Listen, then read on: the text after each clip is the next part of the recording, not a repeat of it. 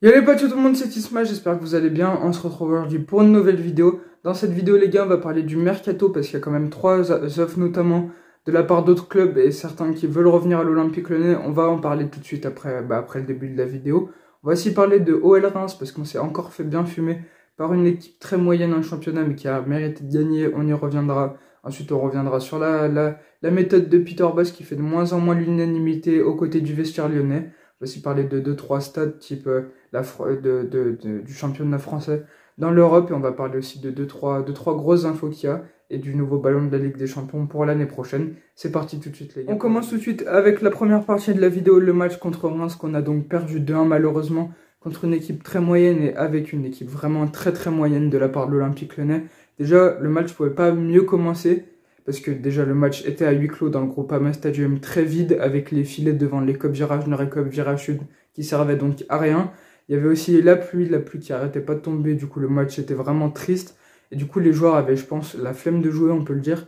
En plus ils adhèrent plus trop aux méthodes de Peter Bosz d'après l'équipe. D'ailleurs il y a des problèmes dans l'équipe, on va en revenir après. C'était vraiment un match très moyen, donc il y avait quasiment aucune occasion lyonnaise à se mettre sous la dent. Reims a été vraiment très réaliste et devant leur occasion ils ont planté des buts. Évidemment, sinon c'est pas drôle, on prend un but à la 90e plus 4, donc dans le temps additionnel et au bout du temps additionnel. Donc c'est vraiment chiant, on a perdu combien de points à cause de buts dans le temps additionnel ou du moins après la 80e minute. En tout cas, le premier but de Reims a été marqué sur corner. Lyon a égalisé, je sais plus qui a égalisé, mais c'est qu'anecdotique dans ce match, vraiment, il a été vraiment très triste. Lyon n'a rien proposé, Paqueta a fait pour une fois un match très moyen. Et on n'avait rien à se mettre sous la dent, je le dis 10 fois, mais on peut mettre que le point là-dessus, tellement le match n'a servi à rien. On est 10e du championnat, après 16 journées, je crois, ouais, on était à la 16e journée. On reçoit Bordeaux tout à l'heure, donc soir à 21h. J'espère que ça va le faire parce que Bordeaux va venir pour gagner des points, pour essayer de se maintenir, parce que ça commence vraiment à être galère aussi du côté de Bordeaux, qui a pris 5 buts à 2 contre Strasbourg.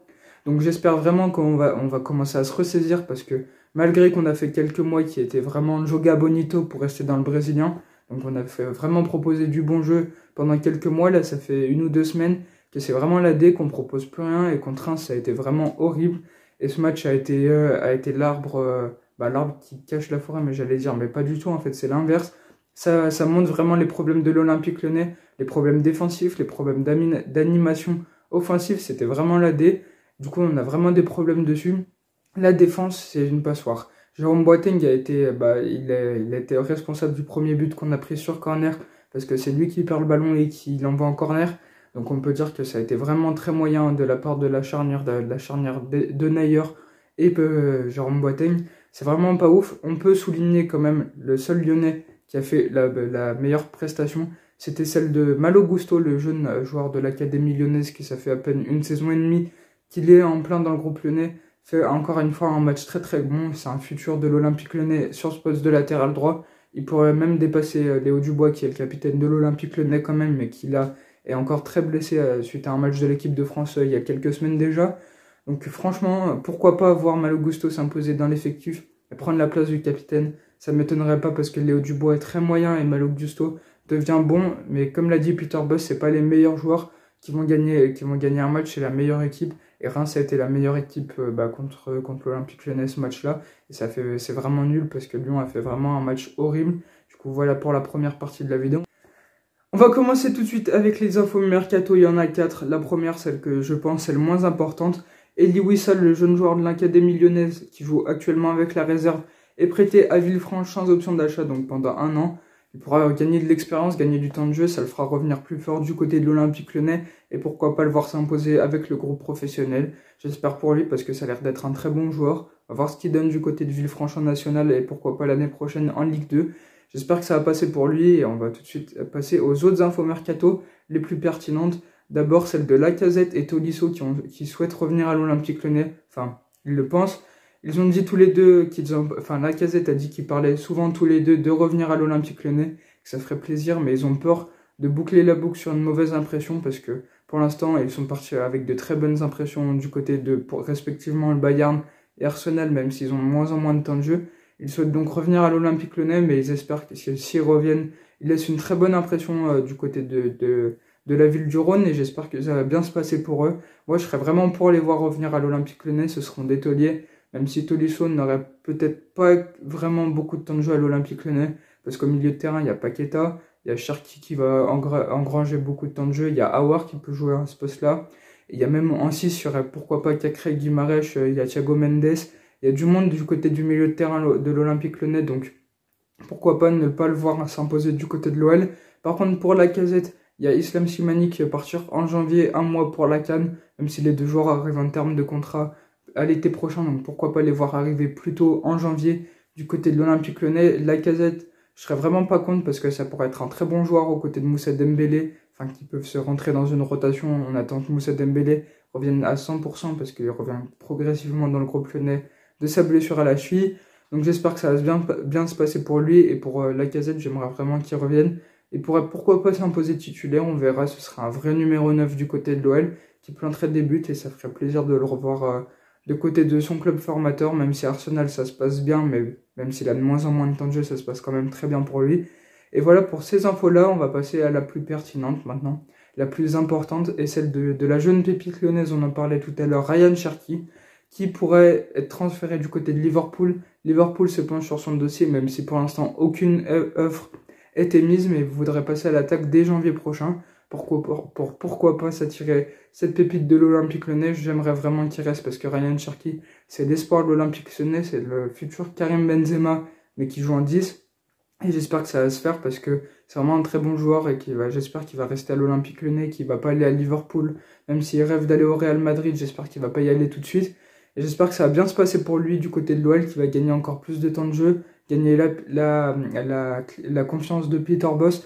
On va en parler tout de suite d'ailleurs. Du coup voilà, j'espère vraiment que ça va bien se passer pour Ryan Cherki aussi, qui pourra gagner du temps de jeu à l'OL. Et j'espère qu'il va vraiment pas partir du côté de Liverpool ou ailleurs même, et j'espère vraiment qu'il va rester. Et voilà pour les transferts, on va ensuite parler de Peter Bosz. Donc on le sait, les résultats sont de moins en moins bons du côté de l'Olympique Lyonnais. Une victoire maigre contre Montpellier la semaine dernière, enfin il y a 2 semaines. La semaine dernière, mercredi une victoire, une défaite très triste contre Reims. Et ce week-end, j'espère qu'on va gagner contre Bordeaux ce soir. J'espère vraiment qu'on va faire un résultat parce que Peter Bosz a de moins en moins, d'après l'équipe, la confiance de ses joueurs. Donc j'espère que ça va continuer dans le bon sens cette fois. Ils aident derrière moi aux techniques d'entraînement de Peter Bosz, de son animation offensive qui serait de moins en moins efficace du côté de l'Olympique Lyonnais, mais que je pense les joueurs ne l'appliquent pas en match. Ça s'est vu contre Reims, ils appliquaient pas ce qu'ils ont bossé à l'entraînement. Peter Bosz l'a dit, il a dit ses vérités au groupe pour que ça fonctionne mieux, pas pour que ça aille de moins en moins bien. Je pense qu'ils ont entendu qu'ils vont se mettre au boulot. Peter Bosz a aussi dit que le stade de l'Olympique Lyonnais, la pelouse, qui change normalement tous les ans à l'intersaison, mais qu'ils n'ont pas fait l'été dernier, était aussi de très mauvaise qualité par rapport à celle de Montpellier, par exemple. Lyon était 6e au classement des pelouses l'année dernière et beaucoup plus bas cette année, environ 15e, 16e. C'est vraiment une mauvaise pelouse au Groupama Stadium, malheureusement, et j'espère qu'ils vont rétablir ça au plus vite et que Peter Bosz, moi j'ai encore confiance en lui, Peter Bosz va encore gagner de la confiance de la part de ses joueurs pour qu'ils fonctionnent tous dans le même sens, avec la même animation offensive, animation défensive et la même méthodologie de jeu.